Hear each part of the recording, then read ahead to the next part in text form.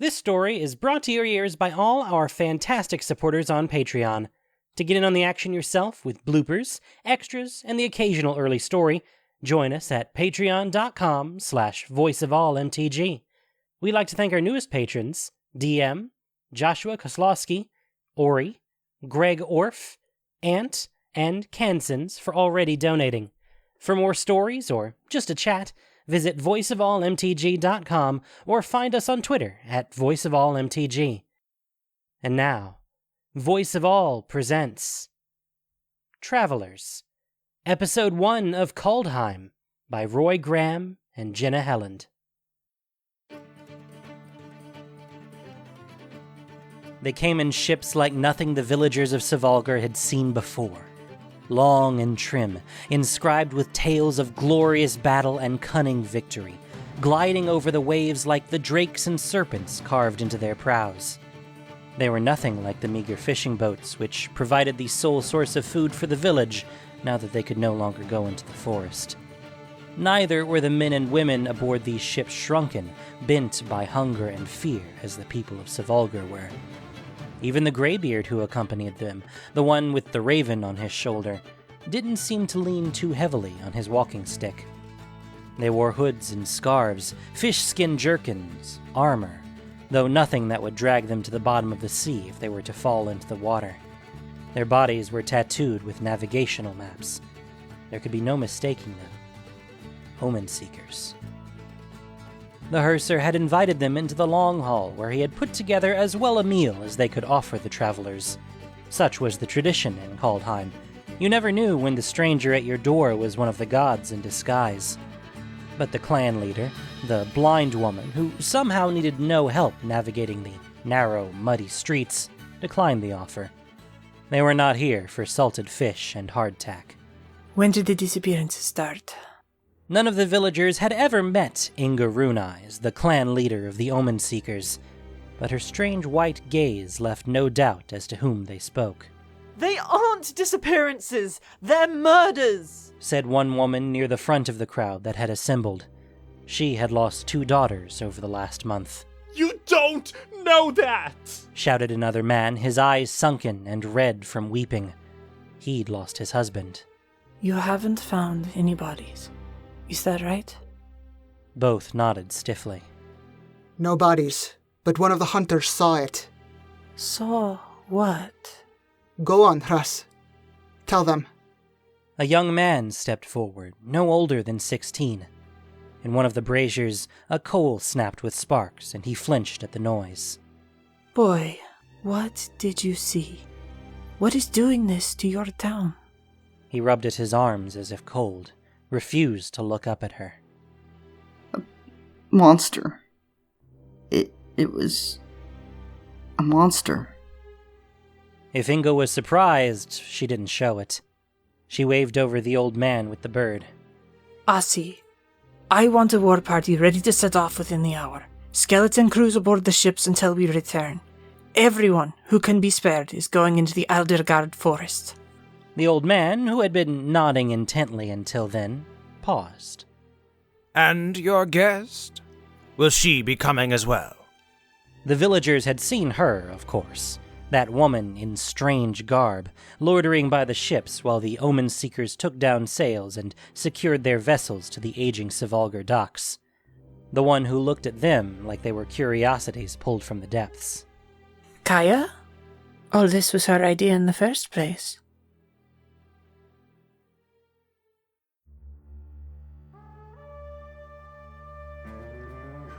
Yeah, fine, it had been her idea. Journey into the wilderness, slay the terrible beast that's been eating up townsfolk.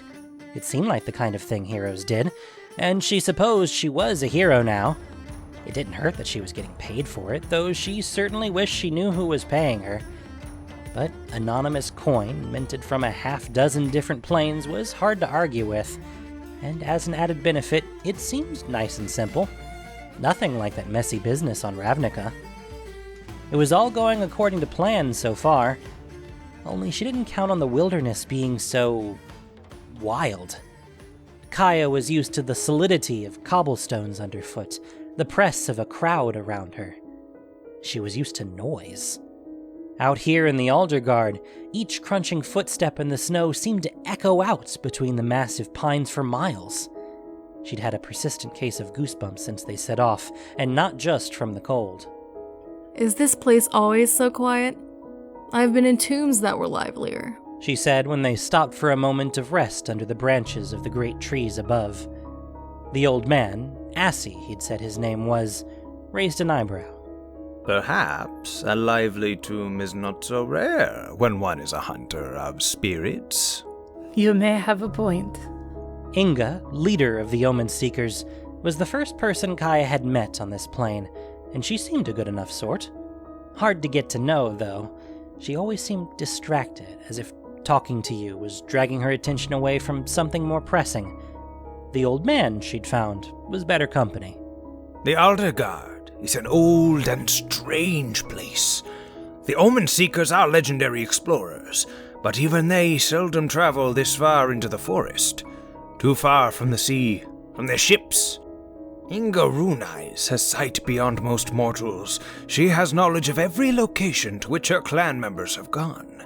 Even she knows little of this place, though. strange, old. I get all that. Still would have expected to see some animals. A squirrel at least. You have those here, don't you? Oh, yes. In fact, Toski, the messenger of the gods, is a great cousin of the common squirrel. There are many stories of him scampering about the branches of the world tree, delivering news across the many realms of Kaldheim. He had this voice that Kaya associated with doddering grandfathers, but she had to remind herself that these stories probably weren't far off from the truth. She'd seen the branches of the world tree herself in the skies of Bretagard, hanging there, massive beyond reckoning, disappearing behind the passing clouds. Giant squirrel? Well, why not? She had seen stranger. It is unusual, though, to go so long in these woods without a sign of life. Almost as if the birds and beasts mean to avoid this place. Maybe they've got better sense than us. You would be surprised how many do. People taken in the night. An omen seeker began muttering near them. The fear was plain in his voice. At the edge of the woods, like sheep. You heard what that hunter said. He saw a monster. What if this isn't just some overgrown beast? What are you suggesting it is we're tracking, young man? Sorrelf. He dropped his voice to a whisper, as if speaking the name might cause the thing suddenly to appear. The Dread Wolf. The Realm Eater. A wolf. That's what has you jumping at every snowflake? Sarulf is no ordinary animal. He is one of the cosmos monsters, created at the birth of the world, dwelling in the void between the realms. He would be a mighty foe to face indeed, but I wouldn't worry. It isn't the way of such beings to lurk and linger in the dark corners of the Aldergard. Were they to come to Bretagard, they would not do so in secret. From the boughs above them came a harsh caw. Kai's hand went to one of the daggers at her belt. A raven wheeled in a circle above them, dropping lower and lower, black wings stark against the snow-white sky. Ah, Haka's back. It landed on his arm and then hopped to his shoulder, where it seemed to lean close to his ear. Kaya heard nothing, only saw the bird's beak opening and closing, the old man cocking his head thoughtfully. Well, my friend may have found us a lead.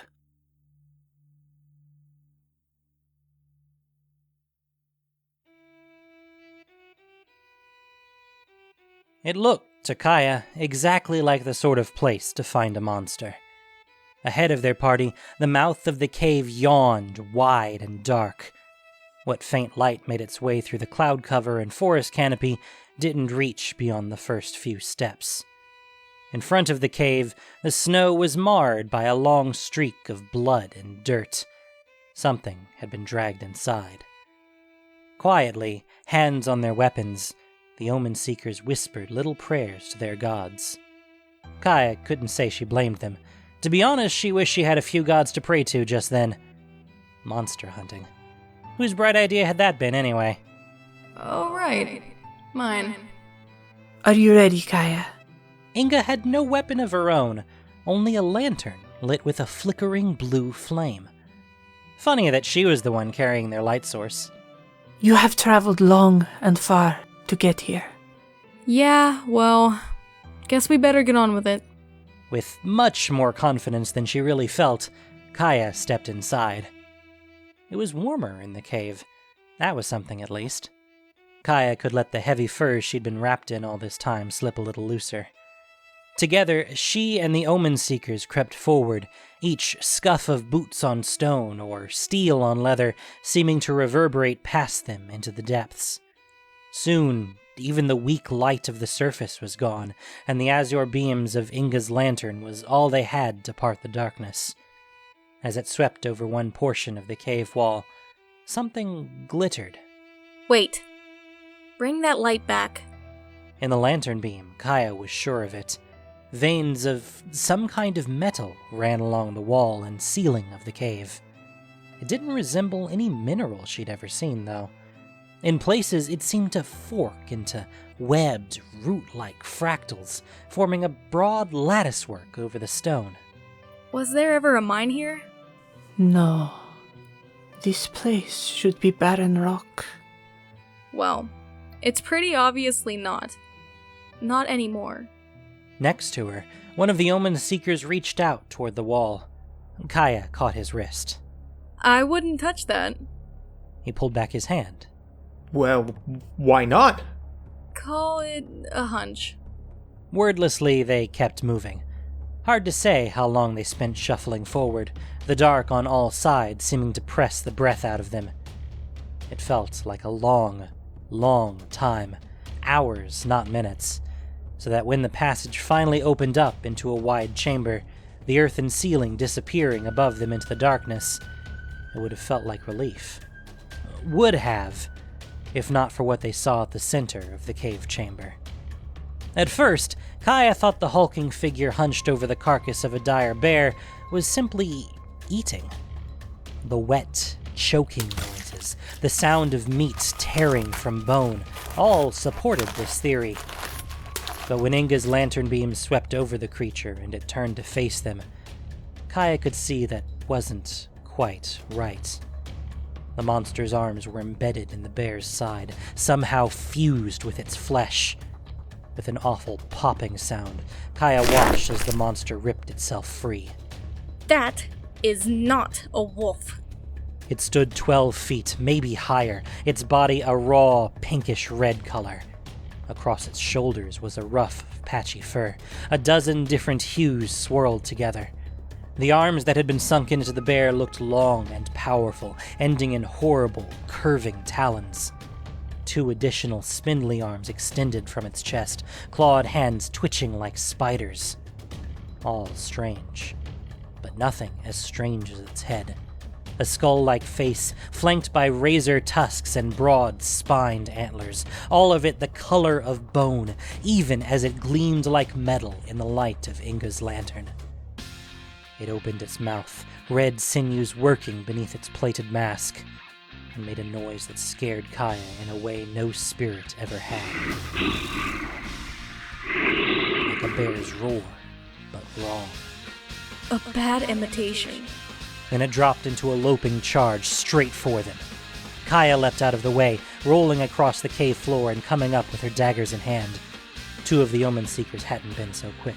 One was pinned beneath the creature, screaming as the spindly arms sank into his face, as if flesh were only water. The other struggled as he was lifted in one monstrous hand. It was a horrifying display, enough to send lesser warriors fleeing in terror, and the Omen Seekers were not really warriors at heart.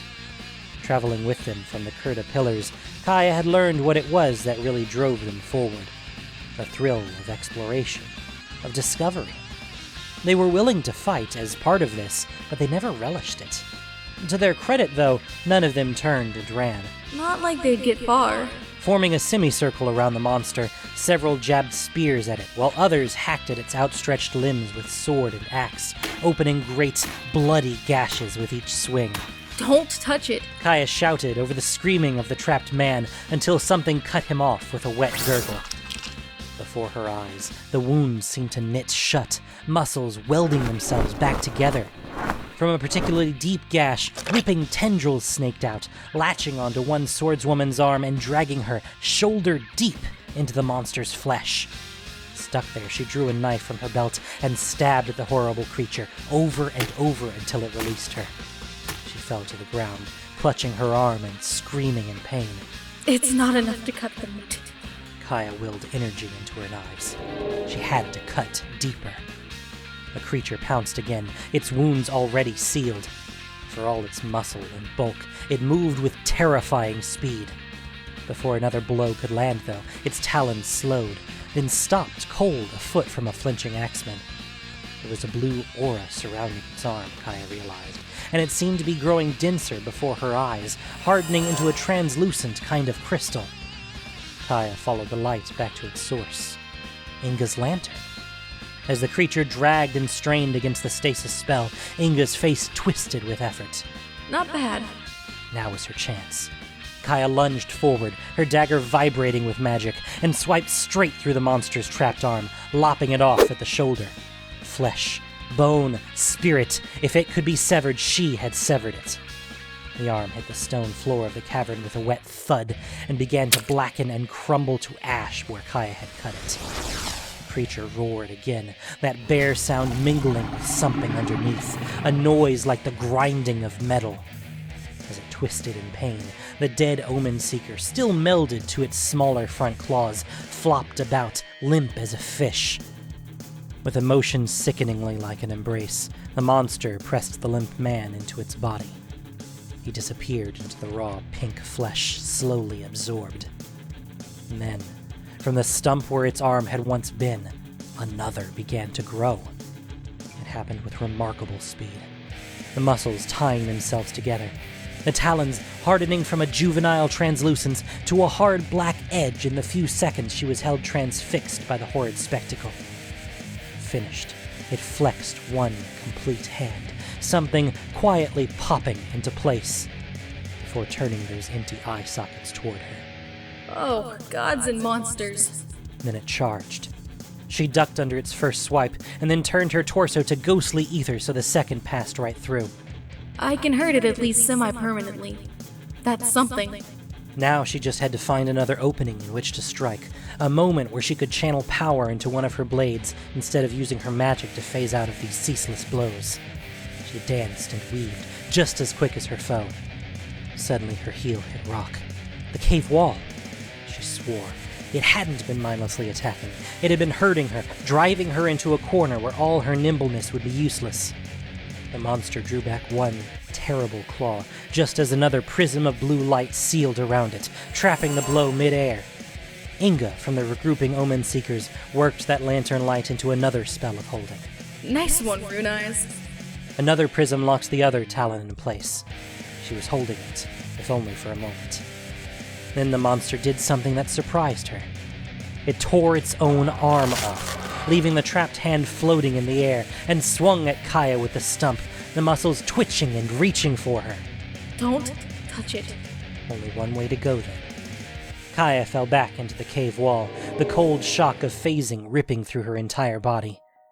It was only for a moment, but what a long moment it seemed. Her heart stopped. Everything that made her alive, that made her Kaya, gone gray and faded. Then she was tumbling back onto the cave floor, a few feet to the monster's left. She saw it pivot, those heavy simian legs propelling it toward her, and Kaya fought to restart her lungs. Get up, get up! Enough! A voice echoed off the walls of the cave. To Kaya's surprise and relief, the creature actually slowed, its attention pulled toward the sound for a moment. That was enough. She jammed all the arcane power she could muster into her blade and lunged, cutting low, right through one of the monster's legs. That voice. She tucked into a roll on the other side of the howling creature, coming up into a fighting stance. That voice sounded familiar, and yet... It was only then that she noticed the pavonine, shifting radiance that now filled the cave.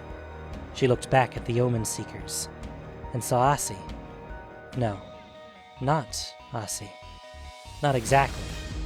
His hood was thrown back, and from his eyes spilled that strange light illuminating the cavern walls, a shifting pattern of greens and blues and purples.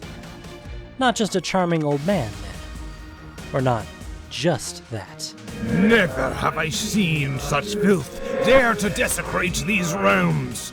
Even the demons of Immersturm are not so foul. Unclear, thought Kaya, how much of that was getting through to the monstrosity before them. Its leg gone, crumbling to ash, it had balanced itself on its 3 remaining limbs, while the smaller hand stayed folded up near its chest. Hunched over, it looked even more bestial than before. Kaya was no master hunter, but even she knew that an animal was always at its most dangerous when wounded. The monster threw itself toward her yet again, but Kaya was ready this time. It was slowing down now. She could get it on the next pass. One clean swipe through the neck should do it. Suddenly, the monster crashed into nothing. It stumbled back, then hurled its weight forward again. There was a deep thrum, and the air rippled where it made contact. A magical barrier, Kaya realized, and a damn strong one at that. Even she would have had trouble phasing through that. She turned. Behind her, Asi had his arms outstretched, that coruscating energy rippling around his hand. The monster looked between her and Asi with something she thought she recognized as uncertainty. Then with one more grinding roar, it turned to flee. Wait! Stop it! But it was too late. Loping forward with that strange, 3-legged gait, the monster ran straight for a section of the cave wall where all the fungal metal seemed to be spreading from. Without slowing, it threw its body into the silvery surface. Rather than stopping or collapsing the cave on all their heads, it seemed to sink into the metal as if it were a thick and viscous liquid. A moment later, it was a bulbous intermingling of flesh and ore, and a moment after that, it was gone. Silence settled over the cave. The Omen Seekers seemed to be shrinking back from the still radiant Asi, shielding their eyes. Even Inga seemed shaken. Those sightless white eyes stayed fixed on her former advisor. Alrund, I had heard the sagas, of course, but I never thought. Indeed, Ingarun Eyes. It suits the gods from time to time to travel in mortal guise, so that we may observe Kaldheim without being observed in turn. And what I have seen concerns me greatly. Across the realms You let it get away! Kaya pushed her daggers sharply back into their sheaths. Asi, Alrund, whatever, paused at that. Clearly no one had spoken to him in such a manner for many, many years. We had it weakened. I saw it slowing down. Next time it will know we're coming, it will be ready for us. That thing's not as dumb as it looked. So, you intend to pursue it further, even after seeing what it's capable of? Job's not done, and I've already been paid. It wasn't just professional courtesy, though she wasn't about to admit that in front of this whole crowd. That thing was dangerous, and she was starting to suspect, not from around here. But that didn't make sense. Did planeswalkers come in that shade of ugly? The beast has already fled, Retagard. You cannot track it by normal means.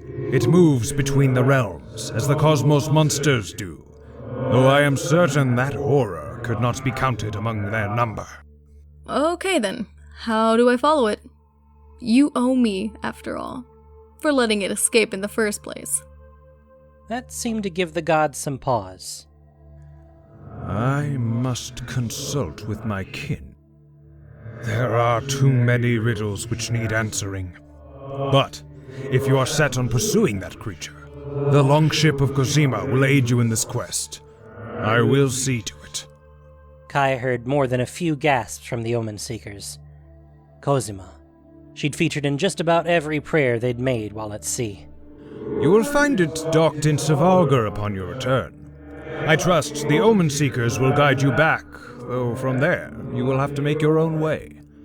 The ship is selective about its passengers, but it will keep you safe in your journey between realms. And how exactly am I supposed to know where I'm going? I'm not exactly an experienced sailor. Follow the light of Starnheim, atop the highest branches of the World Tree.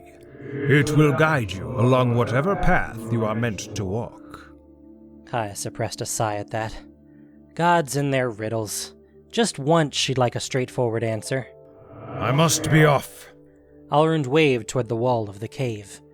The stone seemed to ripple and melt into waves of undulating light, interweaving knotwork. Beautiful and strobing lines in the same colors that emanated from Alrund formed the outline of a door. And then the stone vanished, and in its place was nothing. She could see lights in the distance, like the slow shifting of stars, but in between was nothing but vast, empty darkness. Suddenly, Kaya was very glad she had a magic boat to help her cross that gulf.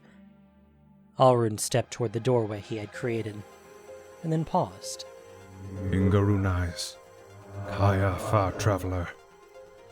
I fear the arrival of this creature is an omen, a sign of terrible things to come. In all my auguries, I see death and destruction throughout Kaldheim. I fear a Doomscar approaches, one unlike any in living memory. A hush fell over the Omen Seekers. For not the first time, Kaya felt a step behind. Doomscar? That doesn't sound great. A collision of the realms, and with it, inevitably, comes war and chaos. A time of great suffering. Perfect! Hunt a monster, save some townsfolk, nice and simple. Nothing like that mess in Ravnica.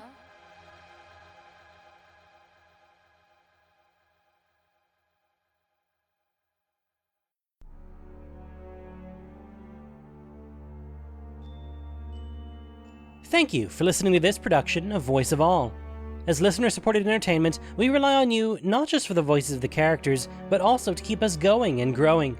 If you enjoyed what you heard, please support us by reviewing and following us on your favorite podcast apps or YouTube, or just plain sharing with your friends. You can also support us financially on Patreon for exclusive perks. Travelers was written by Roy Graham and Jenna Helland. The podcast was produced and edited by Gen Doelkeshi with sound editing by Noxshade. This week's story featured the voice talents of Arden Hughes, Renara Hawk, Violet Legacy, Setsu Uzume, Phoenix Madrone, Daniel Barber, Nilani, and Ozzy Snedden. Voice of All is unofficial fan content, permitted under the Wizards of the Coast fan content policy. Magic the Gathering is copyright Wizards of the Coast. Thanks so much for listening. Happy 2021, and y'all have a great day.